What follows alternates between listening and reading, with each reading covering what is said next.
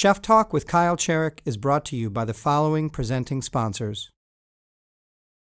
When I come into a restaurant, I like to feel as though I'm an invited guest, like I'm one of their friends and they've invited me over for an evening experience.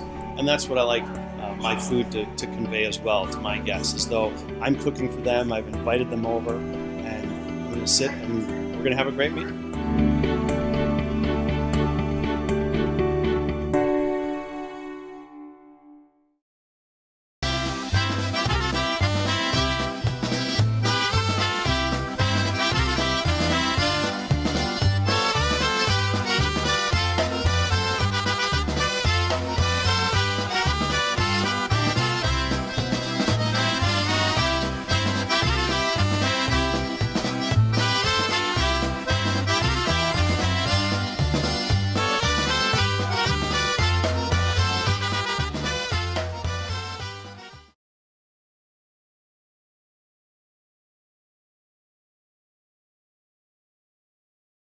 For this Chef Talk with Kyle Cherek, I have a heartfelt conversation with Chef Salvatore Scala of Naples 15 in Madison. In a world populated by contrived concepts of food that's troping somebody else's and trying to be something that it hopes to be, his cooking is extremely sincere. He is straight from Naples. The pizzas and other fare are exquisite, and he is, quite frankly, a breath of fresh air in a scene that is too often populated with what should be, but is slightly and isn't. It's Chef Talk with Kyle Cherek and Chef Salvatore Scala. I'm sorry, when you were boxing, when you were a young man, did you always want to cook later on? Was that the next stage of your career? I only want to go to the restaurant.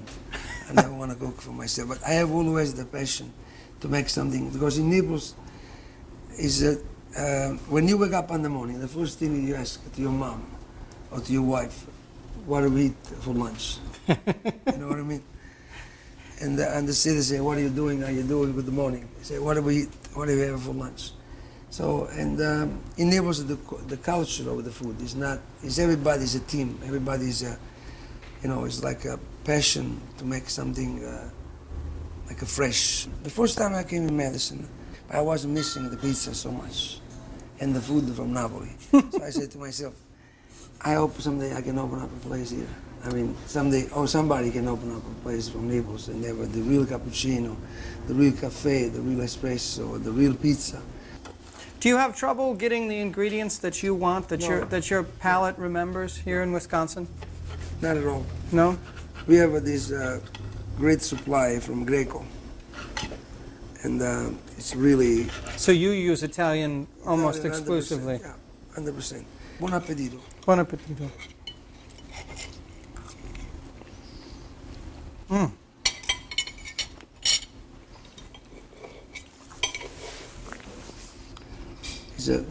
And that was the food of the poor in Naples. Matter of fact, when you don't have money to buy the pizza, in Naples it was the first borrow money, for example.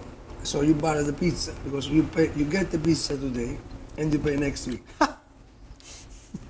If the essence of Italian cooking is 3 or 4 ingredients total, not too many, is there an essence for Neapolitan cuisine? The Neapolitan cuisine is not doing a lot of ingredients, but you need the basic ingredient and the freshest ingredient.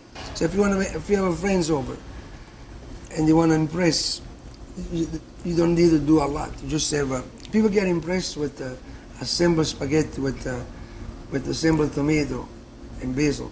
That's what we love it. For me, it's a heaven. You know, the way you make it with the sauce and the spaghetti fresh al dente. It's nice.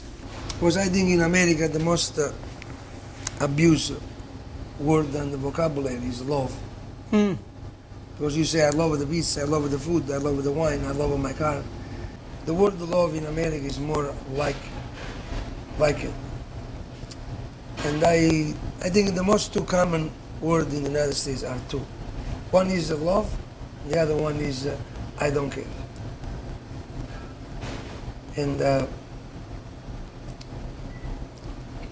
so people sometimes make a confusion with this I don't care and I love. I think But it's I safe to love- say I like your pizza. Yeah. I love. I would say I like my pizza.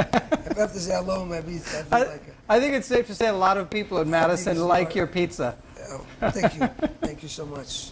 Thank you very much for that. That's making me very, very happy to hear that. Yeah. And,